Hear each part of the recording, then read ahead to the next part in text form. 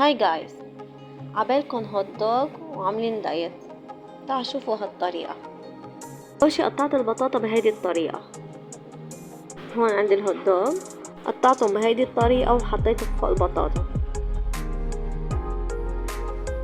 وعجنب كان عندي عرنوس قطعته بهيدي الطريقة وخلطته بملعقة زبدة.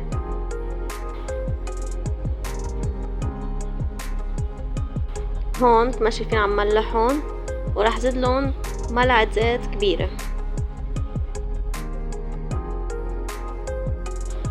يعني ملعقة ملعقتين هيك شي.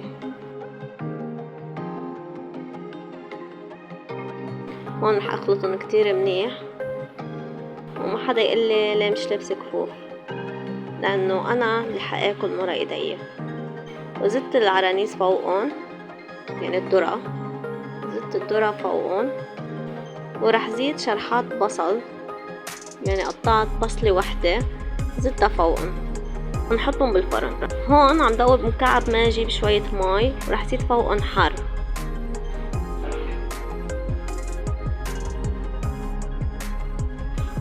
شوفوا هون منظرهم بعد ما طلعتهم من الفرن. وراح زيد عليهم مكعب ماجي والحار بهاي الطريقة. وهون قدمتهم صحن. شوفوا على المنظر، عن جد شي بشهي طعمه ولا أطيب. انصحكم تجربوها. وصحتين.